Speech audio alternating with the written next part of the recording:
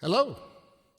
I am Professor Emeritus Harry Flechtner from the University of Pittsburgh School of Law in the U.S. I hope you are all healthy, safe, and happy. Some of you may know that for a number of years now, I have performed a little musical interlude during the opening ceremonies of the Moot in Vienna, composed of some songs I've written.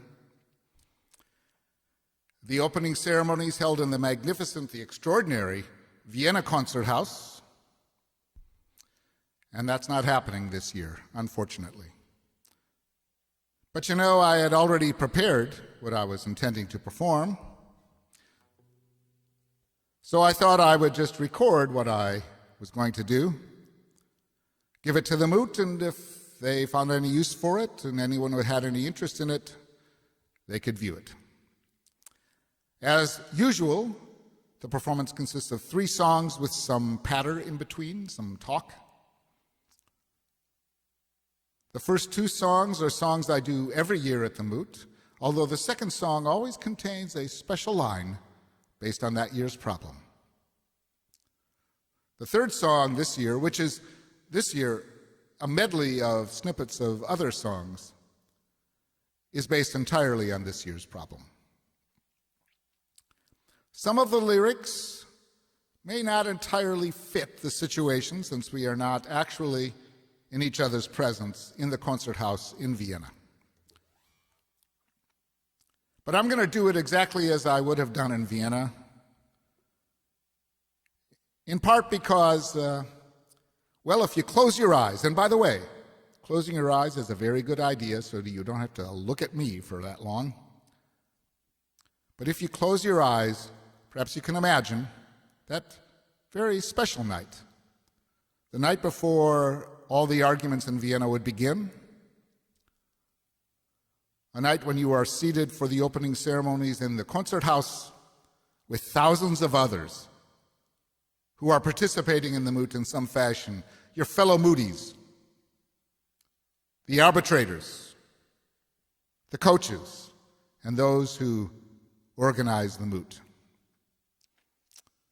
Well, that's the idea at any rate. Here's what I would have done during the opening ceremonies.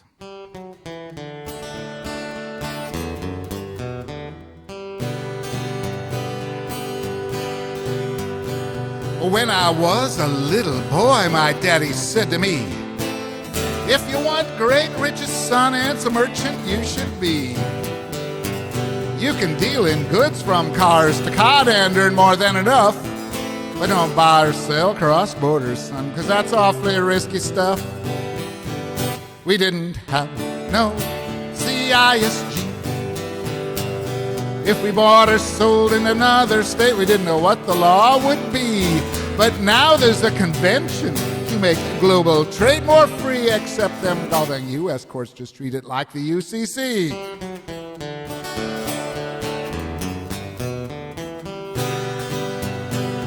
As a young man, I took up those words my daddy said. I became a merchant, traded goods to earn my bread. But I would not buy or sell beyond the borders of my state, because if the deal was not domestic, none could tell my legal fate. We didn't have no CISG.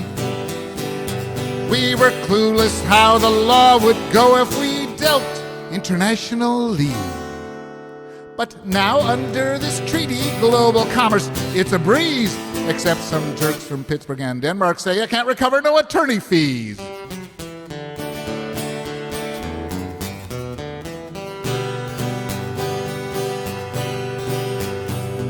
Now there is a treaty when I buy or sell afar. I can deal with folks from everywhere, from Arles to Zanzibar. And the goods I buy, why, they're always fine, or my buyers, they never sue. You know, I hardly need a lawyer, yes, my life's perfection true. Because we have that CISG. There's no risk in international sales, far as the eye can see. But I just received a shipment, so I must quickly say goodbye. because German courts and the Austrians too give me just 5 minutes to inspect and notify.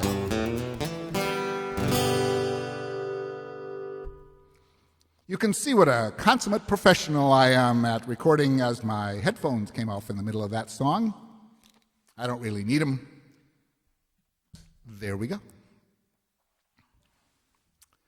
So that was the CISG song. I don't mean to brag, but when you go out these days and you run into commercial lawyers, they all have their earbuds in, they're psyching themselves up for another contract drafting session, and I am pretty sure they are listening to the CISG song. That's my theory at any rate about that.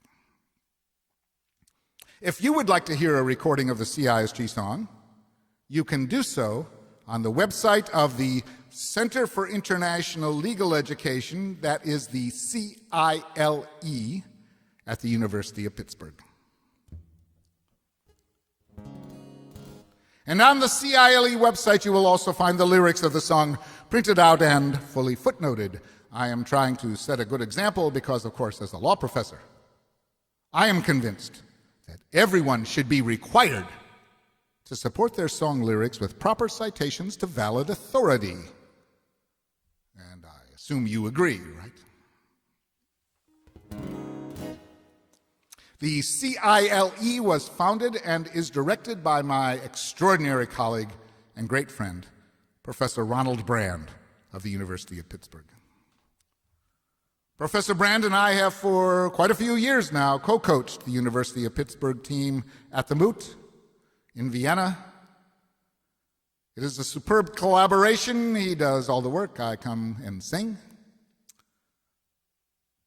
But we have a pretty good idea of just how much hard work all you Moodies have put into preparing for this particular event. In fact, the extraordinary time, energy, and talent that you Moodies put into your preparations and participation in the Moot, well, that creates the amazing experience that the Moot provides, and it, in fact, is the engine that drives everything at the Moot. But of course, that means that becoming a Moody is a big commitment, a commitment that I know while the Moot is going on tends to crowd out other aspects of your life. In particular, I expect that soon after the problem came out last October, you Moodies discovered that you no longer had the time to maintain your regular non-Moot social life. I have a song about the toll that the Moot takes on your social life. It's called the Moody Blues. Well, I'm this Moody baby. I work that problem day and night. Yes, I am. I'm a this Moody baby. Writing memos till dawn's light.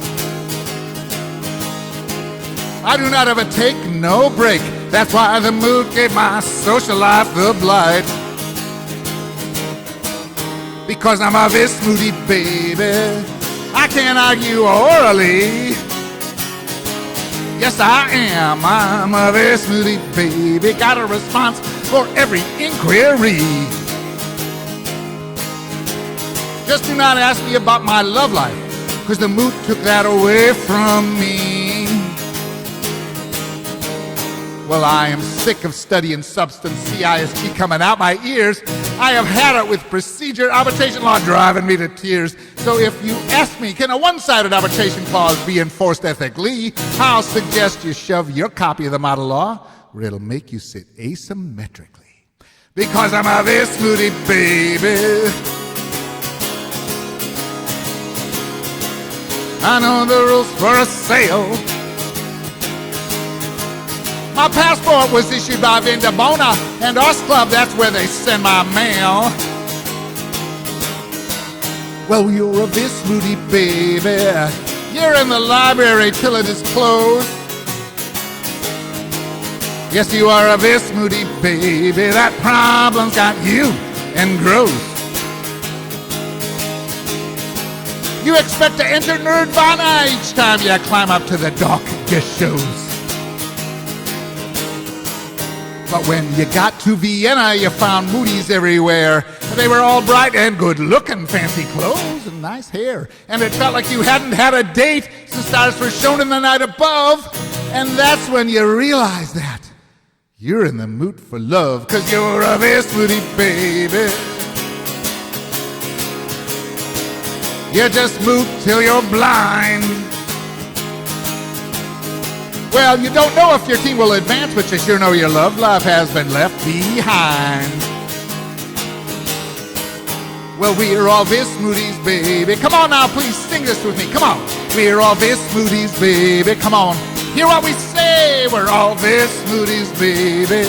One more time. We're all Vis Moody's, baby. VIS all the way. Our personalities took a beating, and our love life is as dead as a nail.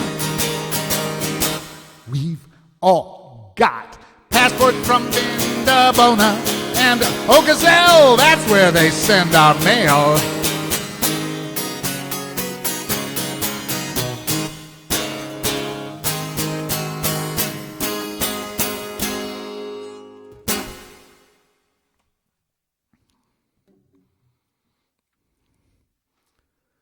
I expect that the first time you read through this year's problem,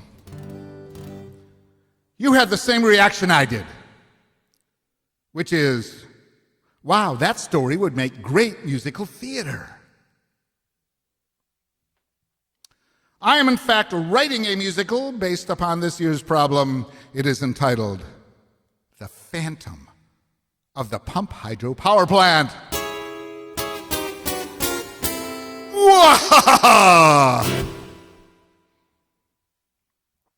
Spoiler alert. The Phantom is respondent's alleged breach of contract. I mean, what is it? Where is it? Does it even exist? The musical is not complete, but I have finished one of the important scenes. I'd like to run it by you, if I may. In this scene, the curtain rises to reveal three of the main characters of the musical, each in their respective homes, preparing to go to bed.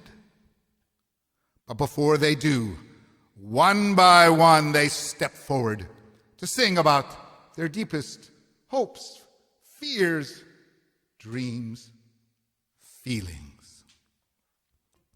First up in the scene is Gilbert Crutzen, the environmentally minded consular of Greenacre, Mediterraneo, who directed the environmentally contentious and renewable energy project in which respondents' turbines were used. Consular Crutzen steps forward and he sings. It's not easy being green, not even in Greenacre, Mediterraneo. Especially when some environmental groups have criticized the project I directed.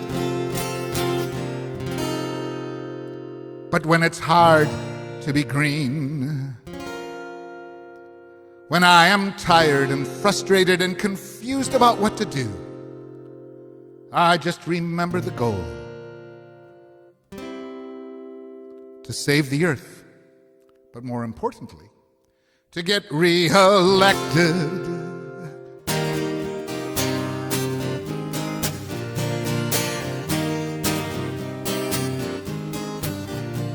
Next up in the scene is Michelle Faraday, Claimant's CEO. CEO Faraday has, throughout the earlier parts of the musical, agonized over how Claimant could establish in arbitration that respondent was in breach of contract, given the uncertainty about whether defective steel was used in the turbines. But this evening, CEO Faraday believes she has stumbled upon an answer to that problem. She steps forward and she sings. Dream, dream, dream, dream, dream, respondent preached. Dream, dream, dream, late at night, as I snooze in bed, visions of light. In my sleeping head I see respondents' turbines corrode in record time in my dreams. Dreams, these nightmares that I suffer when I go to sleep, why, they'll be the evidence I will proffer to prove respondent breach. That way, whenever I need proof, all I have to do is dream. Some will say that I'm a goof, that my dreams are not real proof, that my evidence is mere fantasy and guess. But I'll tell that skeptical crew, 'cause I know my dreams are true, because that's what my psychic says. So there can be no doubt, there's a nonconformity. It's proved by the visions that come out when the Sandman visits me. Whenever I need proof, all I have to do is dream. And if we get arbitrators who require proof up the wazoo, I think I can handle that. And they need more evidence, I'll just go into a trance or lie down and take a nap and dream. Dream, I can prove respondent breached in my dreams.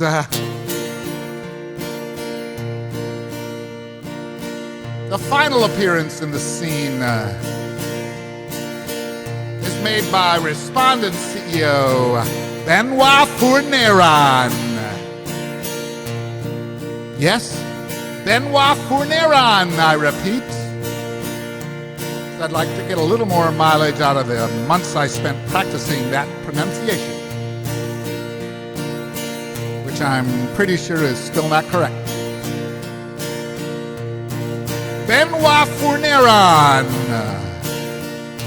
who has the exact same name as the 19th century French engineer and inventor, who is sometimes called the father of the water turbine. And you can bet that respondent's Benoit, being named after the father of the water turbine, well, that got him into all the cool groups in high school.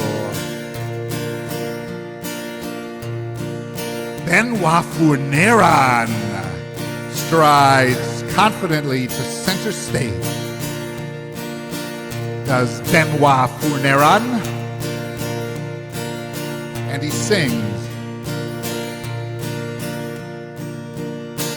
when I learned that our turbines might turn into goo, although that was not certain, I asked our lawyers what to do. Should we replace the machines or do nothing instead? Our lawyers said, here's one thing that's always been true. Que sera, sera. Whatever will be, will be. The future's not ours to see. Although for sure, we're gonna collect our fee. Que sera, sera. We recommend this strategy. Just sit back, wait, and see. Because you know, que sera, sera. So then I told claimant that all we would do was an early inspection to see if our steel had turned to poo. They got upset, they started to sue. So I told claimant, here's what they should do.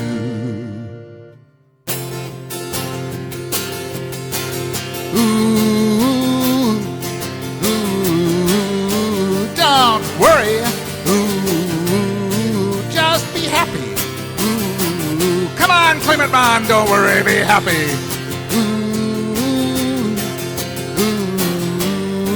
Don't worry, ooh, just be happy. Ooh. You think our turbines might quickly rot. But you know, maybe not, so don't worry. Yeah, claimant, just be happy. You suspect our steel is poor, but you can't prove it for sure. So don't worry. Come on, claimant, just be happy. Ooh, ooh, don't worry. Ooh, be happy. Ooh, chill out, claimant man, don't worry, be happy. Ooh, ooh, don't worry. Ooh, be happy. If it turns out we have breached, you know we business may not stay afloat. Don't let that get your goat. Just don't worry. Come on, claimant, be happy. You have taken us to arbitration, but you know that's not fun. Come on, don't worry. Just be happy. Claimant, I hope you will take my advice.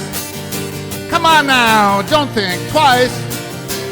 Just don't worry and be happy. Because if you're not worried and if you're happy, then the mere possibility that we might have breached should not entitle you to remedies. And then I won't worry. I'll be happy.